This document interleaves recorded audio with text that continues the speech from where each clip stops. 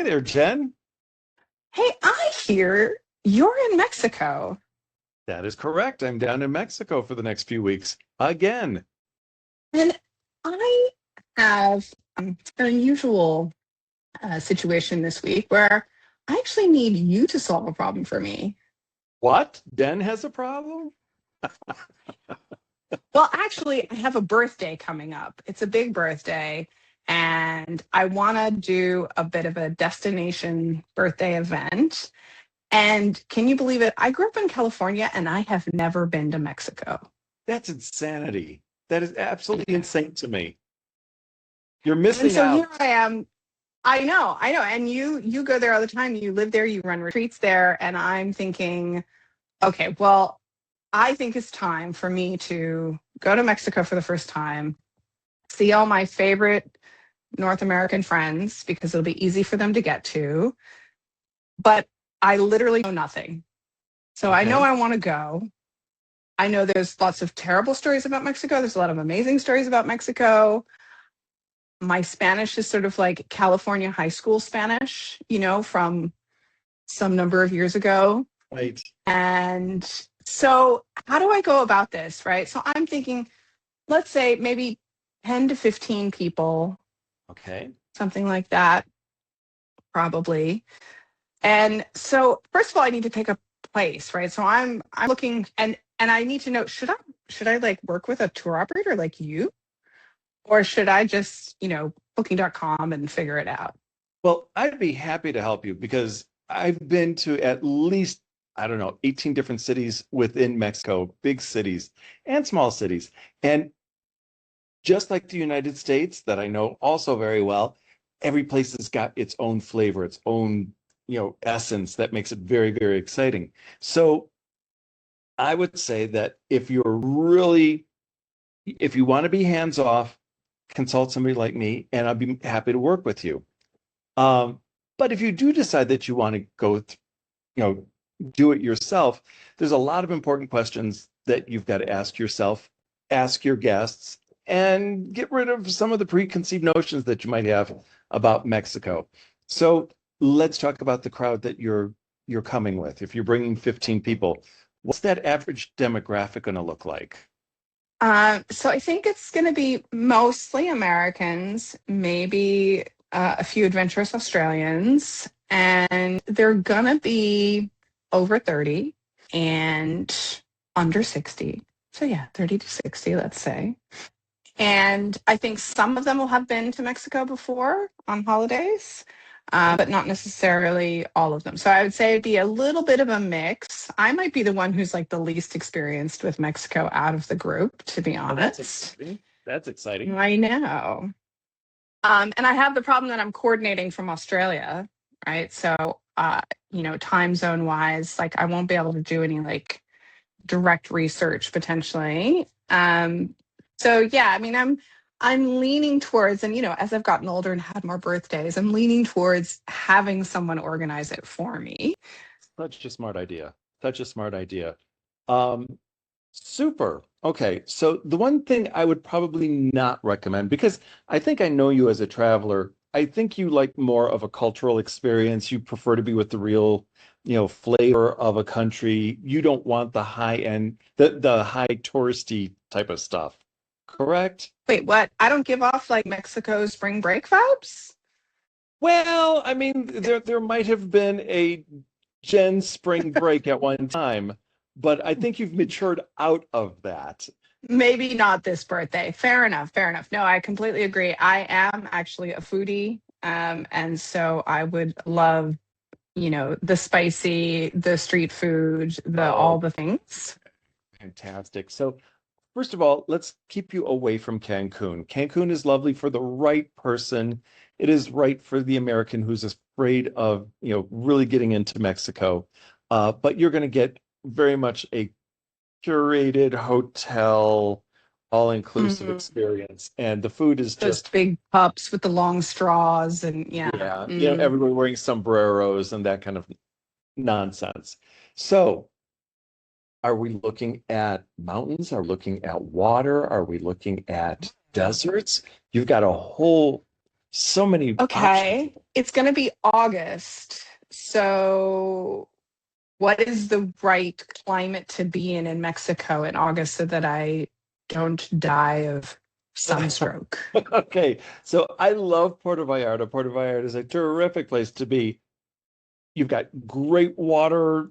You're in the bay and everything is beautiful, but it is hot this time of year. We're talking well over 100 degrees Fahrenheit, and you can also get caught in the rain, which I'm not a big fan of.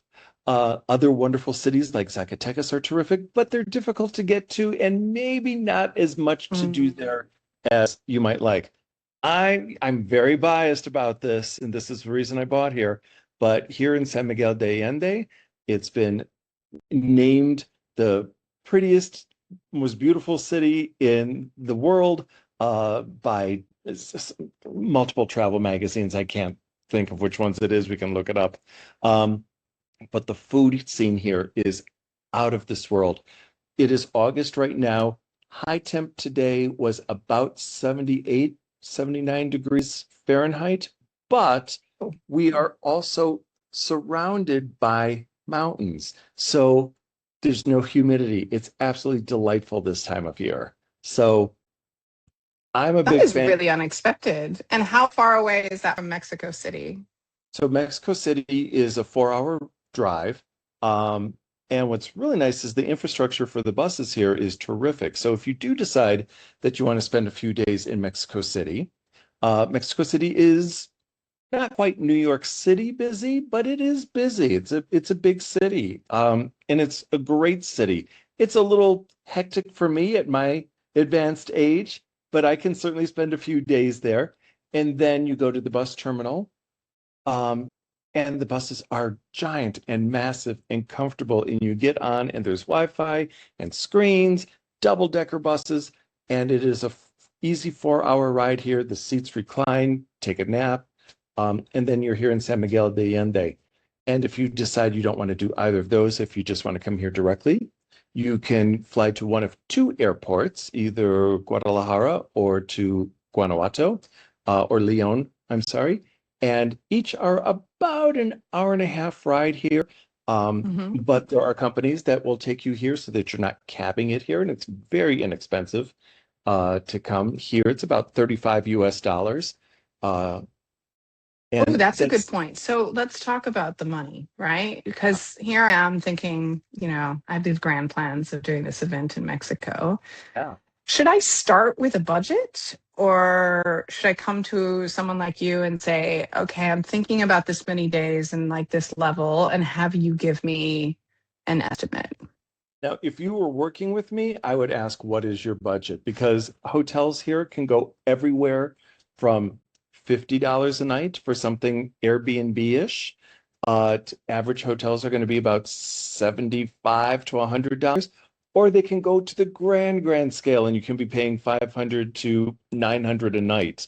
Um, Oof. but that's not necessary here because there are so many beautiful places.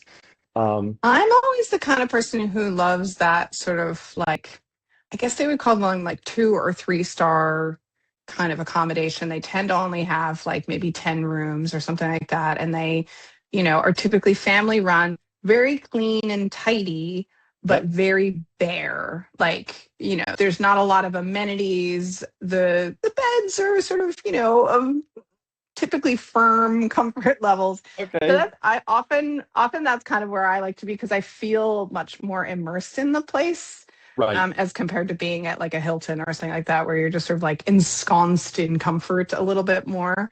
Well, you'll love knowing that there's no Hiltons here. There's no brand name hotels here at all. So they are either all small places, or my personal favorite are the old villas that used to belong to people that had money that are now 10, 12 bedroom hotels that are absolutely wonderful with courtyards and, the whole nine yards. Yes, the Yeah. courtyard. Yeah. See, Yeah. I knew this is why I'm talking to you. Like, yes, I can picture it exactly. That's exactly Yeah. what I want. So, okay. So, as the group leader here, I'm the one trying to plan this birthday. So I want to be the one who's inspiring this and making this happen. And I want to invite all the friends that, because I live in Australia, so I don't see these lovely people very often. So I want to make it really easy for them to come and celebrate with me. Um, but I also, and like you're asking about my budget, I'm like, well, it's not really my budget, right? It's sort of like, different friends have different budgets. Sure. So how am I supposed to juggle that to sort of make it accessible to, all my friends, even if they're, not if they're not paying 500 a night for rooms, but also kind of cater to the ones that are like, oh, I need some privacy. So here's something that I normally wouldn't recommend, but I think I know your friends well enough, or the vibe of your friends. San Miguel is small enough where one, it's a walkable city, or two, cabs are incredibly inexpensive. So I am maybe 10 minutes Oh. outside of town. So an Uber for me to get from here into town is maybe $3. All right. So, oh yeah, I'm taking a incredibly, $3 Uber ride in ever. right? Yeah, so there's no reason for me to have a car here. So if your friends wanted to, if they were really budget conscious, I would organize for them. I'd have my folks who want, the VIP package who could stay at the most spectacular Oh. places. I could give you mid-range and I could give you something that's budget friendly as well. And that's one of the benefits of working with somebody who you know, knows the territory. So, Okay, and but isn't that a little bit tricky for you as an operator? Because like managing all those options and juggling and like, how would you put that forward? Like, what would that look like for me to pitch to my friends? Or would I just be like, talk to Nick? yeah, so if I were doing it for you, I use this wonderful tool called YouLi. You might have heard of it. What? And build a remarkable sales page that lets them know that I can create this experience for you so that everybody's meeting up for the cultural things, everybody's meeting up for the dinners, but where you go lay your head at the end of the night is completely up to you. Um, and that's something Mm. I can easily do in Yuli because we're just creating different spaces for people to lay their heads, but have you know, a shared experience for the rest of the time. Okay, and so could I even ask you to like pull that together as a sort of, just to get expressions of interest? Like, could you put that Oh God, yeah. together on a sales page and then I could send it out to friends and just like before people even put money down, just say, "Hey guys, this is what I'm thinking. How many of you think you can do this?" Because then we come to dates, right? Right, exactly. And I've done this myself. People want to go to New York City, go collect expressions of interest to find out who really wants to put down their money. And then you're right. And then we check out dates. So when we're collecting who might be interested, maybe also take a quick poll to see dates that work out for everybody. And I wouldn't give them a lot of dates to choose from. Yeah, I mean, obviously there's like the birthday to kind of anchor around, so that helps a Right. little bit. But then I have gotten caught out with this a number of times as an independent traveler. I'm just like, I'm gonna go. I'm gonna be adventurous and open to serendipity. And I get to a country and I'm like, right, so all of that is closed because something is Right. on. And that's why you want to work with somebody who knows what's going on, especially in Mexico, um, because there's always a celebration going on. And I Ooh. have, yeah, so we're getting ready to go headstrong into the Festival of San Miguel, who is the patron saint of the city. And there will be streets that are closed off for processions. There will be parties and parades and all kinds of other stuff. I have made the stupid mistake in Puerto Vallarta for the last 4 years of booking a particular restaurant during the Festival of Our Lady of Guadalupe. You can't get to the stupid restaurant easily because streets are blocked off. So finally, this year, after Mm. 4 years, I pushed the date of my retreat. And that's something that you want to consider here because there is always, always something going on. It might be an artist festival or a wine festival that's going on or celebrating a patron saint or, something. And if you can get caught up around one of those things and be here during one of those special events, it's always magical. So again, Yeah, not something that booking.com is necessarily going to be able to give to you.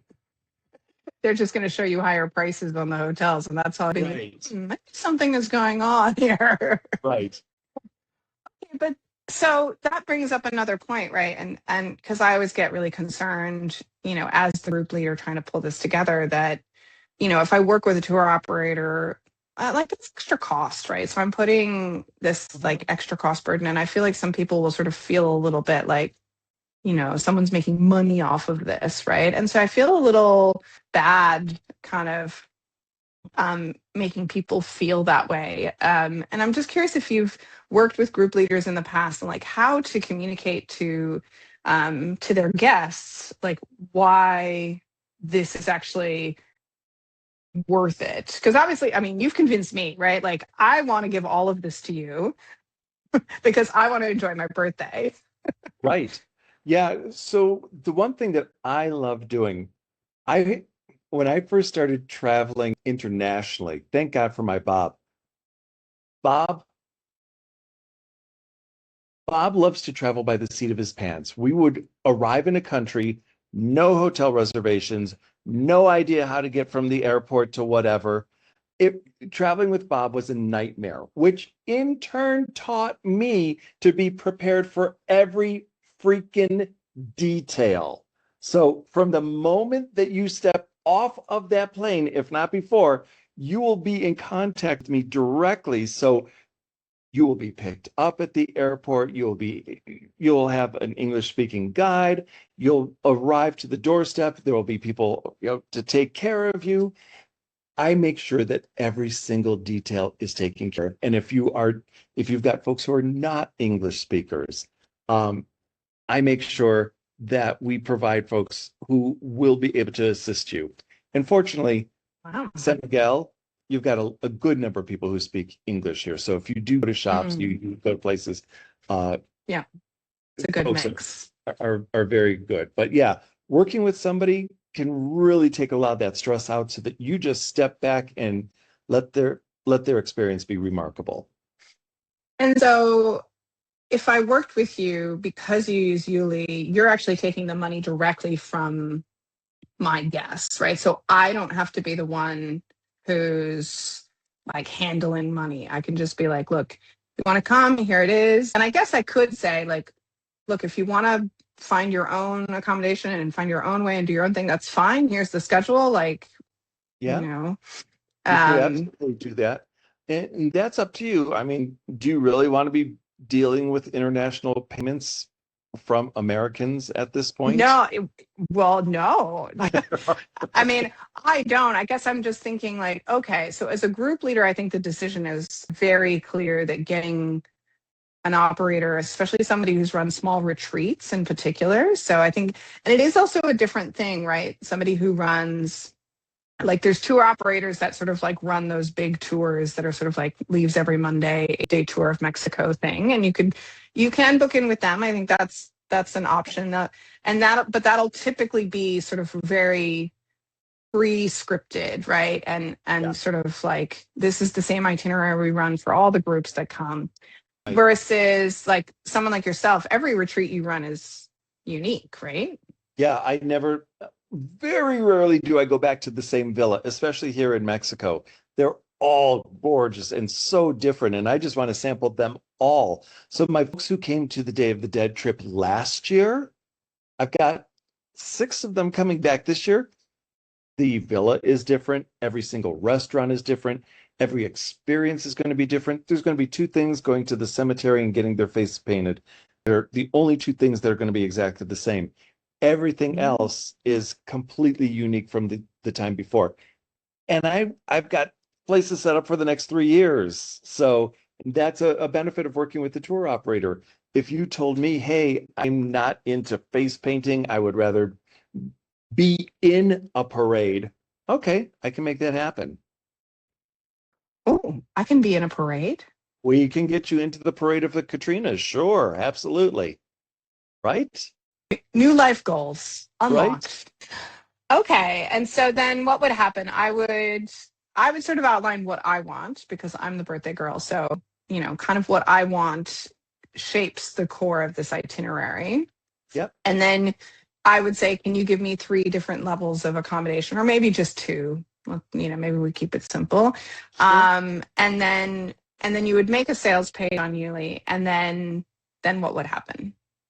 So from there, we could do a couple of different things. If you've got a list of folks that you want to invite, we can import them into YouLi and invite them directly from there so that their profiles are already preset. So we send out an invite and all they have to do is respond and put down that deposit. Mm-hmm. Make life very, very simple for them. And prior to that, I would take a look at what you gave to me and get to do what I enjoy doing most while I'm here, and that is going to different villas to check them out, go to talk to the owners, go to some of my favorite restaurants and see, can you accommodate a group of 15 on this particular date? So I love all that stuff. And working with the tour operator who enjoys that kind of stuff is beyond. So. Mm-mm.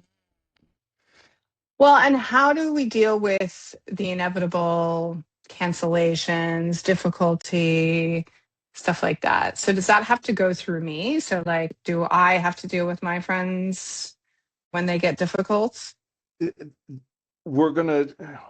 and I would probably have to hammer out what that cancellation policy would be. I know what my cancellation policy normally is for my trips.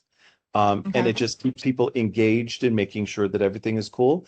And then, of course, we're going to want to make sure that they have some kind of trip insurance to make sure that everything is going to be cool. And that's one of the things that you'll put up on the Absolutely. portal.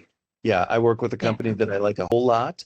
They're fair, they're equitable, and Is that Wanderwell? that is Wanderwell. Love those guys. Yes. Yeah.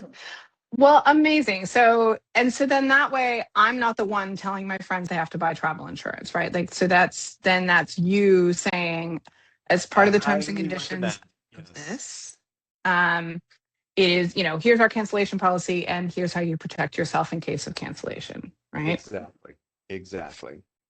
So that's always nice. And I guess if I've got, there's always the friend that's sort of like, it's either too expensive or it's not good enough or any of those things. And I guess it's just about saying, look, we've tried to balance that. You can buy the higher end option if you want.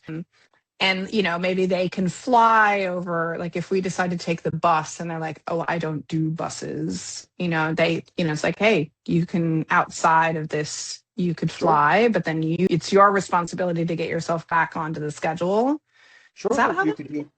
You could do a pre-trip in Mexico City, which would be lovely. Mm-hmm. You could do a post-trip in Guadalajara, which is magnificent, and you can fly out of there. Guadalajara has a wonderful mummy museum. Back in the day when people couldn't afford to be buried, they just put all these people in a cave and just naturally their bodies mummified. And so they're not like Egyptian, like wrapped all up kind of thing. They're just them. Yeah, in their clothes their clothes that they were buried in. A lot of them look like they were, they're tens of years old instead of 100+ years old, and they're magnificent.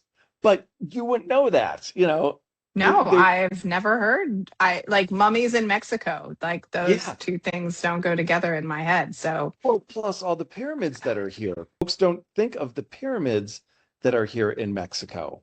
So, we got a lot of planning to do. Oh yeah. Let's talk about stereotypes real quick. Let's talk about the stereotypes because, a lot of people get fed a lot of propaganda about Mexico being dangerous with the cartel and stuff. The cartel is not going to mess with touristy places like Puerto Vallarta, like San Miguel de Allende. There was an incident a couple of years ago in Cancun, but that's because people did stupid stuff and do not cut into the cartels into their business. Okay. What, did a spring breaker try to like sell drugs on the side or something? There was somebody who was doing drug stuff and trying to cut up the cartel. You just don't do that kind of stuff, okay? I Man, got don't to think, cross that off my list of right? things I was going to do in Mexico. Um, but as far as all of those stereotypes go, you can leave those behind. You are looking at some of the warmest, most wonderful people who just cannot wait to meet you here. San Miguel was a place of refuge for a lot of artists and free thinkers and gays during the 1930s because Franco was trying to impose fascism to Spain. And these people were like, we got to get the hell out of here. Where can we go? Oh, that's right. We can go to Mexico because we colonized them. So let's go someplace. And the gays were Mhm. like, okay, no place too hot, please. So they ended up here hiding in the middle of the country.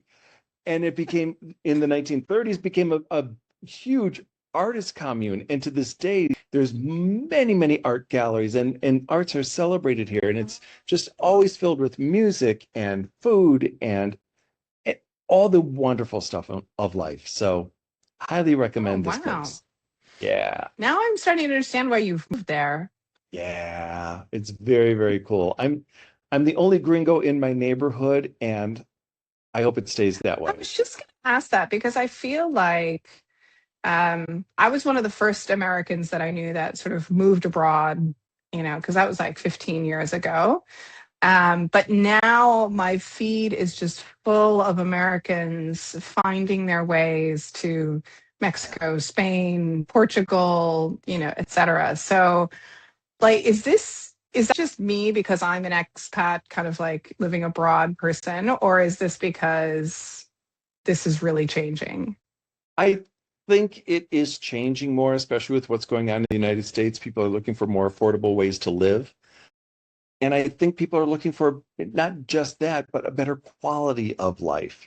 Um, Mm, I had mentioned to you that every time I come down here, I feel like I can finally breathe and relax, and mm. it's not so crazy.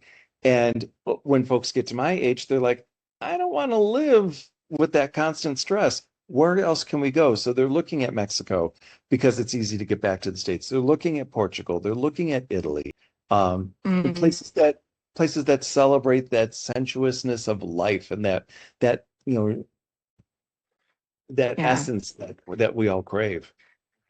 Yeah, for sure. I feel that. And I feel like there's this sort of sense that everyone's sort of being drawn back to those fundamentals of just food and music and company and just Yeah. living, Yeah, all the stuff that we instead were of told striving. is all that stuff that we were told was going to make us happy ain't making us happy, and we can't afford it. So let's go to some place where you can get a $2 tamale and a $2 beer and have a phenomenal Wow. night out. So, I mean, not to make it too sad, but I feel like sometimes I've heard stories, and definitely because I'm in Australia and all the Australians go to Bali, and Australians have like ruined Bali. Um, and so I've actually made a decision not to go to Bali because I feel like my presence there would not be welcomed. I would not be making anybody's life better, and I would probably feel guilty most of the time I was there. Right. Um, and so I'm just curious if you seen that effect happening in Mexico in terms of that sort of too much of the outsider kind of creating their own culture there and overtaking the locals. So it's really interesting. Cancun thrives on that. That's what they need. They need that American dollars because that's what they've built their structure around. Puerto Vallarta, much the same. It's all built on tourism, but Mexicans will go to Puerto Vallarta to spend their money for a vacation, which is, I think, really interesting. Mexico City started getting a little bit of pushback several months ago because there were so many Americans that were coming, especially to Roma Norte, the one neighborhood that's very popular in Mexico City. And the Americans are coming and demanding that people speak English. And whenever Americans Uh, demand something, it's never a good thing. So there was some pushback there. Now, here in San Miguel, there is a decent sized expat community, um, but they are all committed to making sure that they learn Spanish, that they blend in, There is a Starbucks here, unfortunately, but there are no other big box stores anywhere around. There's no fast food. There's no Oh, nothing. wow. There's no hotels, brand name hotels. Yeah, so Yeah. the one Starbucks managed to get in, Mm. but that was it. So there is Well, not so that that's a kind of. good sign. So it sounds like, at least in San Miguel, the Americans are, I mean, is it mostly Americans? I guess it would be. Maybe the occasional Canadian. There's a good number of Canadians and Germans. Oh. Yeah, I don't understand why, but they're here. Well, it's extra cold in Germany, right? Well, no, maybe not right now, actually. But yeah, I mean, I suppose that's true. Like Germany also has a lot of that striving culture, and I would imagine that Mexico would feel a lot slower Yeah, for them as well. yeah, So, I mean, I think, I think it's something that I strive to be conscious of when I am choosing to travel to places, that I do want to be conscious that I am not um, causing harm. And I don't, right. and there is that sort of sense sometimes of um, entitlement that we can have as tourists. It's like, Yeah, well, you should make this easy for me. You should speak my language. And I think that's another reason why I've started to shift towards having a tour operator, especially one that's sort of got local connections, because it means that I can put all of my, I can phrase all my demands through yourself, and I can be like, well, I want it to be this way. And you can be like, I hear what you're asking for. well, part of And then I can be difficult with you, but hopefully not have that spread down.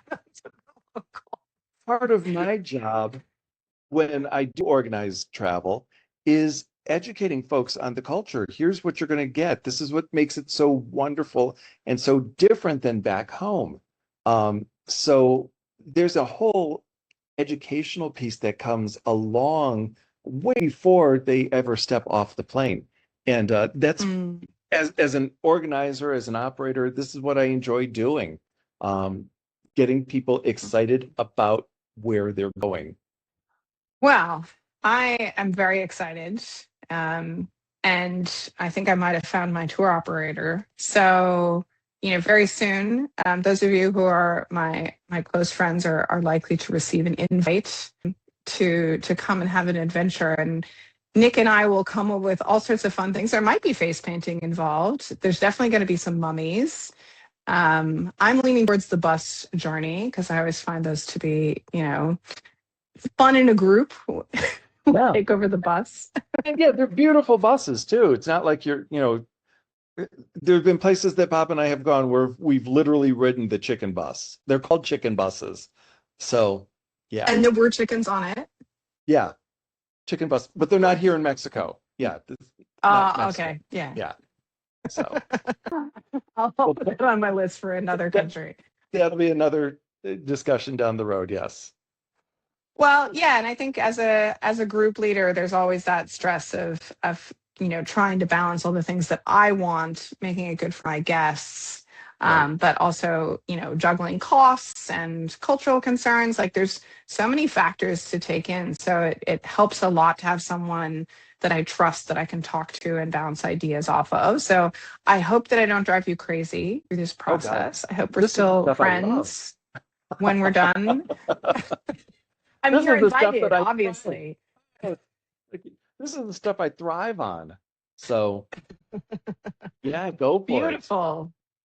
This is meant to be, and that's really what we're hoping for here. And so, thank you, Nick, for this lovely exploration. This is a bit of a departure from what we normally talk about in terms of just purely talking about tech and tour operator problems, but I mean, this is the reality of, like, if you're doing B2B, and we have found a lot of tour operators these days are starting to find that to be, one of their streams is to do these sort of B2B groups. And I do think it takes a different kind of approach when you're working with a group leader as compared to just filling an open trip or an open retreat. Yeah. Yeah. I love travel so much, and I love working with people who love to travel so much. It is it is a personal challenge to make sure that every experience that you have on every trip is just one that makes you want to immediately sit down and write a postcard to somebody back home. So I love that. We're going to finish with that because that's beautiful. Thank you, perfect. Nick. Have a great night. See you. Bye.